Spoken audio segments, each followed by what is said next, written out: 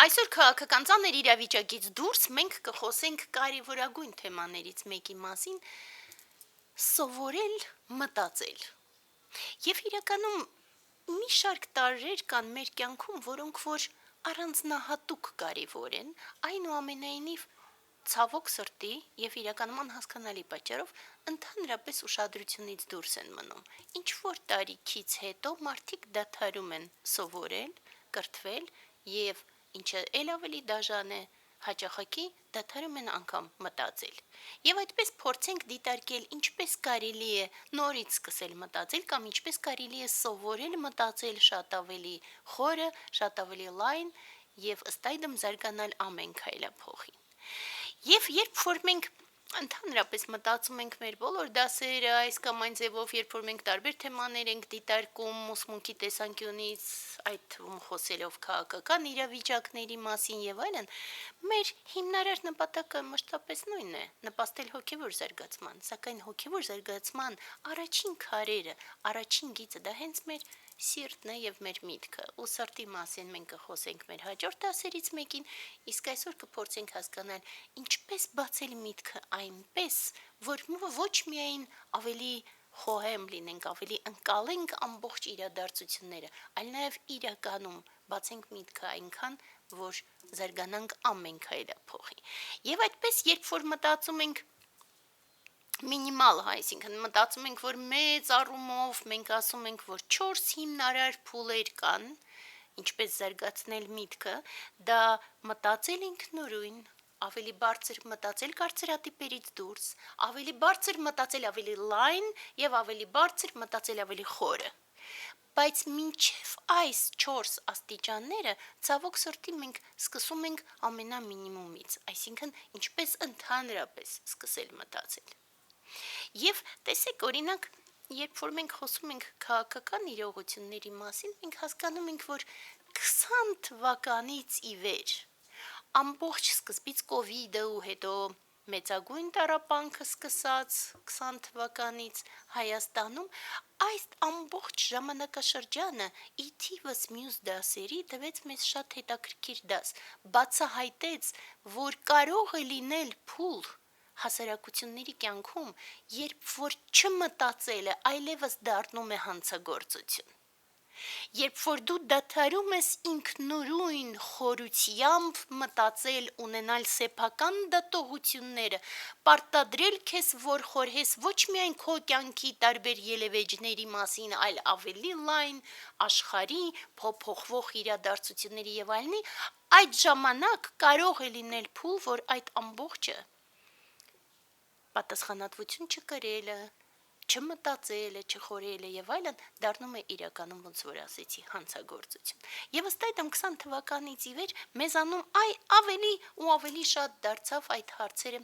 շատ ավելի ակտուալ։ Եւ այդպես երբ որ մենք սկսում ենք խոսել մտածելու մասին, առաջի աստիճանը, մինչև այդ 4 փուլը ոնց որ ասեցի, դա տեղեկատվական հիգիենան է։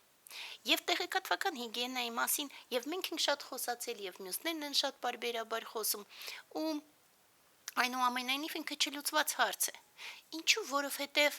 այն ամբողջ մի կողմից դեղին մամուլի, սոցիալական ցանցերի, այդ ամբողջ բամբասանքների, տարօրինակ խոսակցությունների եւ այլնի ֆոնին շատ դժվար է պահպանել տեղեկատվական հիգիենան, սակայն այն դառնում է նախապայման։ Առանց դրա ընդհանրապես հնարավոր չէ իրականում սովորել մտածել։ Եվ դրա համար դա առաջին նախապայմանն է, երբ որ դու զուտ սկսում ես հասկանալ, ինչը ընդհանրապես իմաստ ունի կարդալ, լսել, մտածել, տեսնել եւ այդպես շարունակ, սա առաջին նախապայմանը, եւ այստեղից հասկանալ, իսկ որն է ճիշտ, որն է սխալ։ Այսինքն սեփական դատողությամբ հասկանալ նախ որ ինֆորմացիան է ինքնին ճիշտ որն է սխալ եւ երկրորդը ինչի մասին ընդհանրապես իմաստ ունի մտածել։ Հետաքրքիր է, որ եթե մենք այդպես ենք մոտենում, ապա ընդհանրապես տեղեկատվության երևի թե 99%-ը այլևս դուրս է մնում։ Եվ ըստ այդմ մարդ մաքուր ազատ կարողանում է դիտարկել այդ 1%-ը եւ խորհել այդ 1%-ի մասին։ Եթե իմ մասին ես ընդհանրապես չեմ հետևում այդ ամբողջի եւ դրա համար կարողանում եմ տեսնել խորքային զուգահեռները։ Էլ ինձ չեն շեղում տարբեր տարրեր։ Բայց փորձենք առաջ գնանք։ Նաեւ հետաքրքիր է, որ երբ որ խոսում են տեղեկատվական հիգիենայի մասին, ճնշող մեծամասնությամբ խոսում են ինչը պետք չէ։ Սակայն նույն տեղեկատվական հիգիենան ասում է նաեւ թե ինչ է պետք։ Դա սովորական մեր կյանքի հիգիենայի վերաբերյալ է։ Մենք հասկանում ենք ինչը պետք չէ, բայց շատ հաճախ ցավոք սրտի մարդկանց ճնշող մեծամասնությունը մոռանում է գոնե իսկ ինչն է պետք։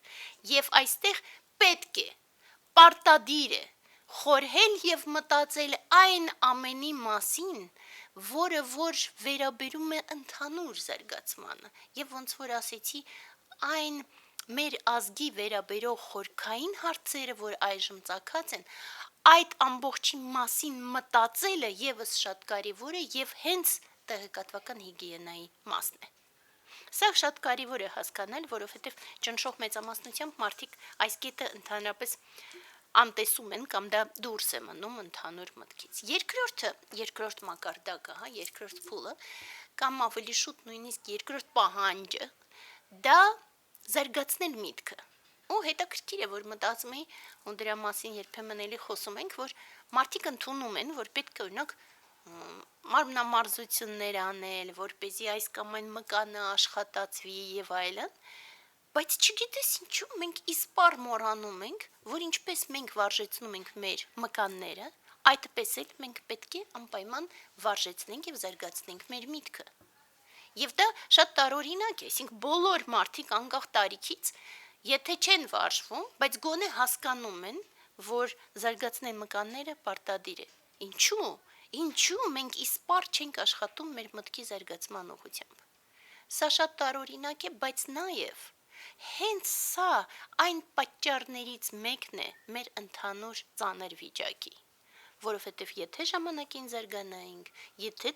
չդադարեինք զարգացնել միտքը, եթե անդադար կրթվեինք եւ այլն, մենք այս ծանր վիճակի իհարկե չէինք էլ հասնի։ Եվ հիմա հաջորդ կետը, այստեղ շատ հաճախ մարդիկ ասում են, լավ, ինչպես կարելի է զարգացնել եւ այլն, երբ որ նայում ես օրինակ տարբեր կայքեր կամ առողջարար խորհուրդներ եւ այլն, միանգամից սկսում են ասել ճիշտ ծնունդը կզարգացնի միտքը, մարմնամարզությունը կզարգացնի միտքը, մանր մոտորիկան կզարգացնի միտքը եւ այլն, բայց եթե ճիշտը խոսենք, ապա նայում ես մարզիկներին, այնպես չէ որ տեսնում ես մտքի խորքային մտքի արկայություն եւ ընդհանրապես նայում ես մանր մոտորիկայով զբաղվողների եւս չես տեսնում շատ մեծ մտքի թռիչք եւ այդպես շարունակ, ըստ այդմ այդ բոլոր տարրերը կարող են լինել փոքրիկ օգնականներ, բայց հիմնական բանը դա անընդհատ մտածելն է։ Նորովի տարբեր տեսանկյուններից դիտարկելով ամբողջը, պատրաստ լինել բացել միտքը եւ այդպես շարունակ, եւ հենց դրան ուղղված են այն 4 փուլերը, որոնց մասին արդեն սկզբից ասեցի ու հիմա նորից կանդրադառնամ։ Եվ երրորդը ըստ այդմ գալիս է ինչի մասին մտածել։ Լավ, մենք հասկացանք, որ տեղեկատվական հիգիենան կարևոր է, ինչ որ բաները դուրս են մնում եւ այլն, բայց ինչի մասին մտածել։ Ու սա շատ կարևոր է, որովհետեւ օրինակ մեր 21-րդ դարում իրականում տեղեկատվությամբ ոչ մեկին չես զարմացնի։ Ցանկացած նույնիսկ մտավոր հետամնաց մարդիկ հեշտությամբ կարող են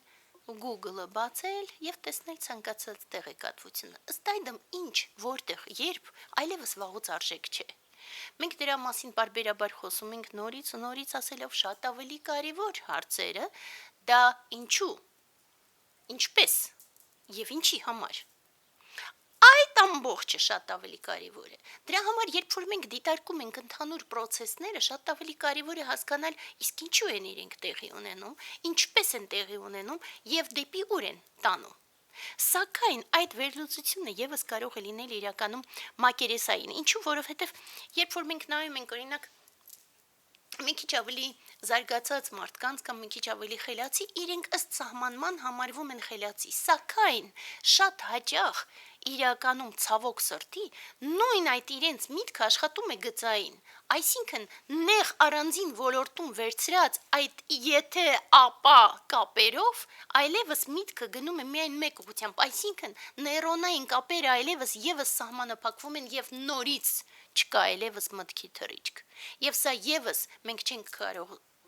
դիտարկել գոնե որպես մտքի զարգացվածություն։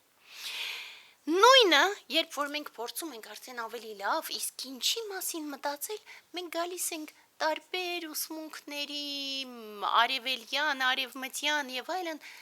ամբողջ կյանքը մտահայելու անհրաժեշտությանը, մտահայելու մյուսների կյանքը, մտահայելու սեփական կյանքը, տեսնելու, թե ինչ է ընդհանրապես տեղի ունենում աշխարհում, ոչ թե իրադարձությունների, այլ ընդհանուր գլոբալ պրոցեսների առումով,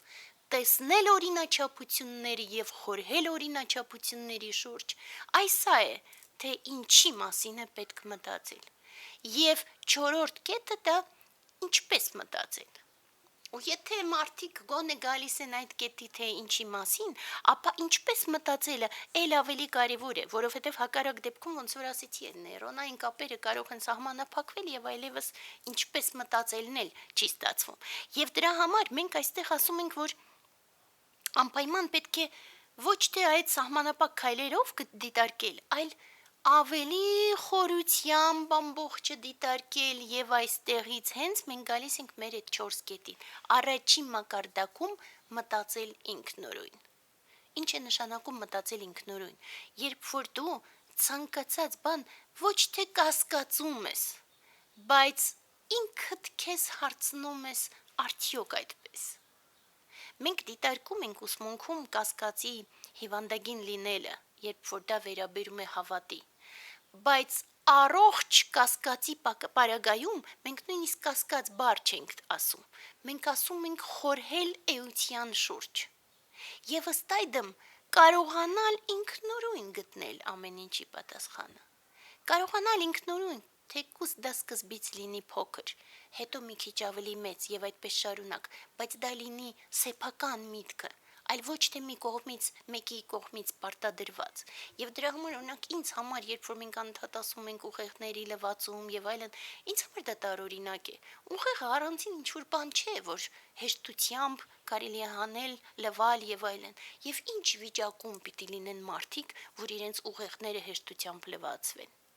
Ըստ այդմ, երբ որ մենք մեղադրում ենք արևմտյան ուժերը, մյուսները, որ անընդմեջ իրականացում են ուղեղի լվացում, եկեք առաջին հերթին մենք ինքներս մեզ մեղադրենք, որ մեր ուղեղներին այնպես ենք վատ վերաբերվում, որ հեշտությամբ մյուսները կարողանում են այն լվալ։ Եվ մենք տեսանք 18 թվականից ի վեր ուղեղների լվացում, մինչ այդ տեսանք, թե ինչպես էին ամբողջությամբ անջատում ազգը եւ այդպես շարունակ, եւ մենք գլորվեցինք ու հասանք այս ծանր օրին հենց այս ձևով։ Եվ այդպես առաջինը դա ինքնուրույն մտածել է, երկրորդը դա կարծրատիպերից դուրս մտածելն է։ Ու կարծրատիպերից դուրս մտածելը դժվար է, որովհետև մեր սեփական ուղեղը անընդմեջ հեշտությանն է գնում, ու հեշտությամբ ինքը գնում է նույն նեյրոնային կապի, այն նույն եթե ապա, ու մեկ գծով։ Ստիպեք ձեզ մտածել նոր բաների մասին։ Խորհուրդ են նորից տալիս նոր բաների մասին մտածեք, այո, փորձեք նոր ոլորտով հետաքրքրվել, փորձեք որպես զուտ խնդիր լուծեք նոր բաների մասին մտածելը, նոր բանի մասին խորհելը, նոր բան նկատելը։